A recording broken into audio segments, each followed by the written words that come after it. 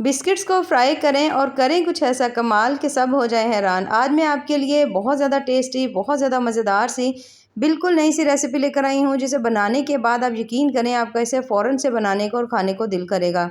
तो चलें जी अपनी मज़ेदार और ज़बरदस्ती रेसिपी को बनाना स्टार्ट करते हैं। बिस्मिल्लाहिर्रहमानिर्रहीम। अस्सलाम वालेकुम। उम्मीद है आप सब ठीक होंगे।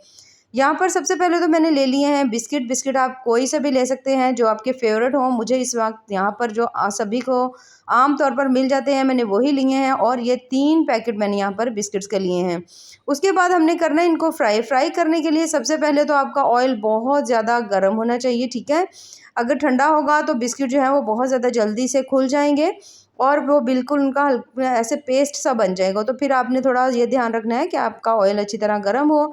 जैसे ही ऑयल अच्छी तरह से गर्म होगा, आपने तमाम जो बिस्किट्स हैं वो हमने इसके अंदर डाल देने हैं। डालने के बाद आपने इनको फ्राई करना है। यहाँ पर हमने बिस्किट्स को बहुत ज़्यादा देर फ्राई नहीं करना, बस इतनी देर फ्राई करेंगे कि जो बिस्किट हैं थोड़े क्रिस्पी हो जाएंगे, क्रंची हो जाएंगे और इनका जो टेस्ट है ना वो थोड़ा डिफरेंट हो जाएगा। आम तौर पर हम कोई भी चीज़ बनाते हैं तो उसमें बिस्किट जो है ना हम वैसे ही उसको डाल लेते हैं, तो वो भी बहुत ज़्यादा मज़े की बनती हैं, लेकिन थोड़ा-सा मैंने जब इसे चेंज किया तो इसका ज़ायका और ज़्यादा मज़े का आया। तो यहाँ पर बिस्किट को मैंने इतना सा फ्राई करना है, यहाँ पर आप देख सकते हैं इसका हल्का-सा कलर जो है ना वो चेंज हो चुका है।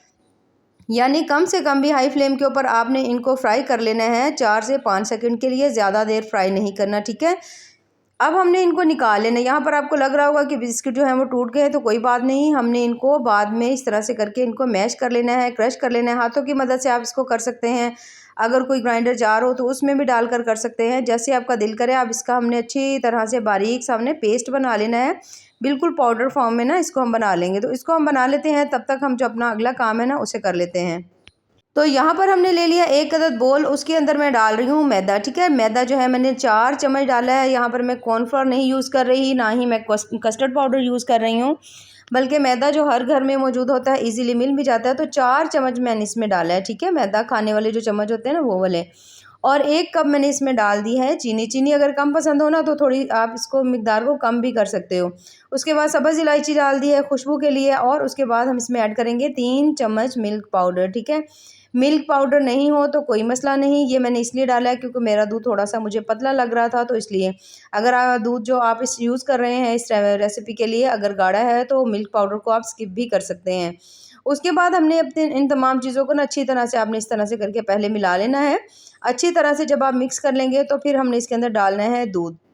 दूध ठंडा है, गर्म है, जो भी है आप यूज़ कर सकते हैं। 1 कप भरकर मैंने इस वक़्त डाल दिया है, बाकी हम बाद में डालेंगे।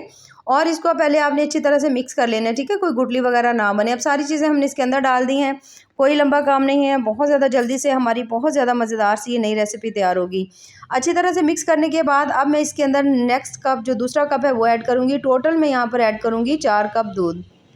साथ-साथ मिक्स करते जाएँगे, दूध ऐड करते जाएँगे। टोटल हमने डालना है 4 कप दूध। 4 कप ही हमने इसके अंदर डाला था मैदा और 4 कप ही हमने इसके अंदर डाल दिया है दूध, ठीक है। अब हमने ये जो बैटर बनाया ना इसको हमने अच्छी तरह से फेंट लेना है, जो मैदा है वो नीचे की साइड पे ना बैठे।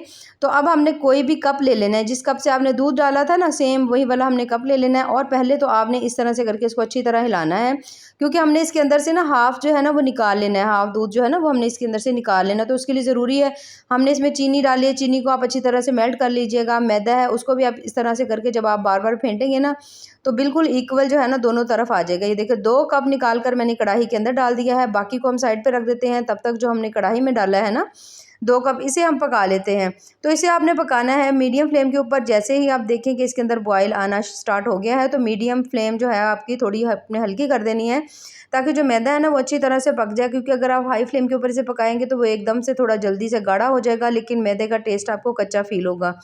तो आपने पहले 2 से 3 बॉयल आने के बाद आपने फ्लेम हल्की कर देनी है और इसको आप बिल्कुल हल्की फ्लेम के ऊपर आपने इसे पकने के लिए छोड़ देना है।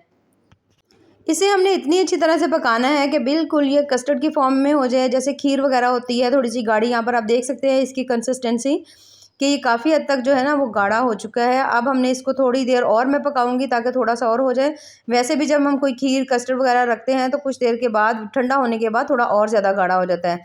तो यहाँ पर आप देख सकते हैं काफ़ी हद तक ये गाढ़ा हो चुका है। हल्का सा मैं इसको और कर लूँगी ताकि और थोड़ा थिक हो जाए।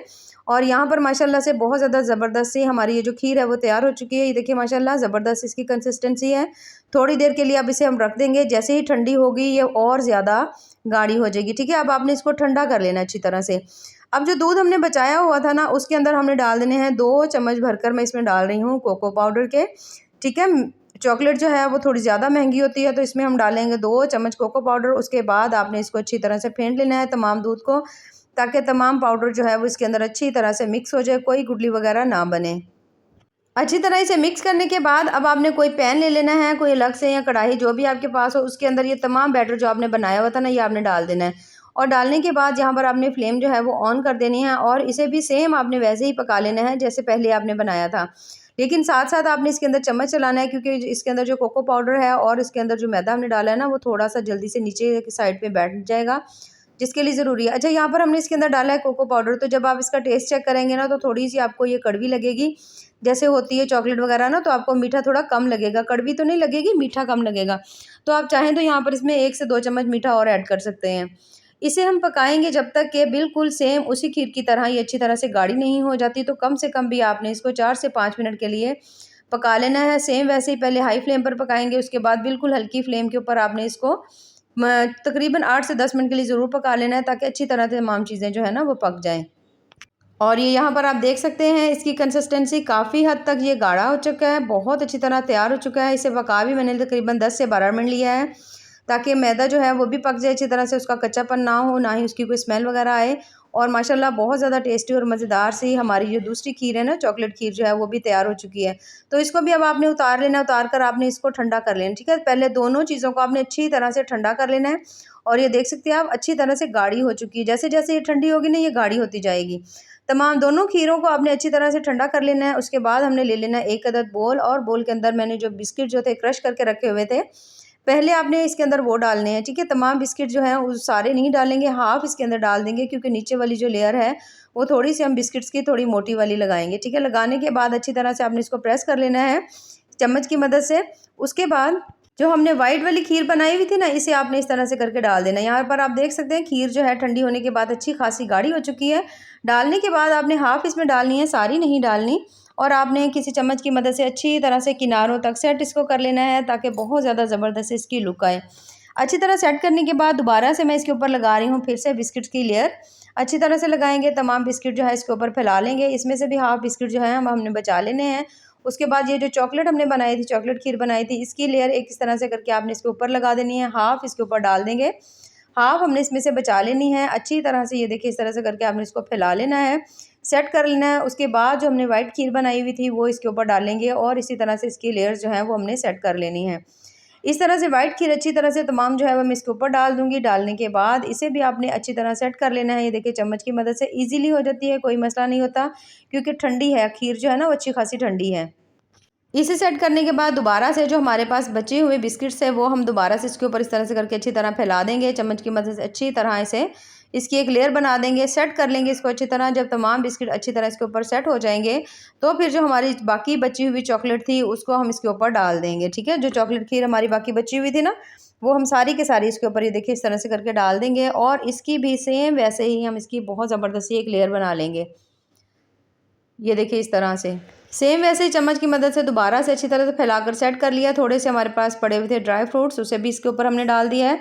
इस तरह से करके डालने के बाद जो भी आपके पास चीज़ें हैं उसके ऊपर डालें। थोड़े से मैं इसके ऊपर काजू डाल रही हूँ, और माशाल्लाह से माशाल्लाह आप देख सकते हैं कितनी ही मज़ेदार ज़बरदस्त सी हमारी न्यू डिज़र्ट की रेसिपी जो है वो तैयार हो चुकी है। और ये बहुत ज़्यादा टेस्टी और बहुत बहुत ज़्यादा मज़े की बनी है। ख़ासकर जिन लोगों को चॉकलेट्स वगैरह बहुत ज़्यादा पसंद होती हैं, उनकी ये ज़रूर फेवरेट होगी। तो ऐसे ही मज़ेदार ज़बरदस्ती रेसिपीज़ के लिए हमारे चैनल का विज़िट ज़रूर करते रहें। बिल्कुल आम घर की ही चीज़ों से आप बहुत ज़्यादा टेस्टी और मज़ेदार सी ये रेसिपी जो है बना सकते हैं। तो थोड़ा-सा यहाँ पर मैं आपको निकाल कर भी दिखा देती हूँ कि ये किस तरह से बनी है। इस तरह से करके साइड से हम निकाल लेंगे थोड़ी-सी। अगर ये थोड़ी बड़ी वाली प्लेट में होती तो और ज़्यादा ज़बरदस्त लगनी थी। ये देखिए इसे मैं इस तरह से करके प्लेट में निकाल रही हूँ। निकालने के बाद मैं आपको इसको चेक करवाती हूँ। पहले तो आपने इसको बहुत अच्छी तरह से ठंडा कर लेना है। ये देखिए इसकी कंसिस्टेंसी चेक करें, माशाल्लाह से बहुत ज़्यादा कमाल की, बहुत बहुत ज़्यादा टेस्टी और ज़बरदस्ती बनी है। बाकी दुआ में याद रखिए। अल्लाह हाफ़िज़।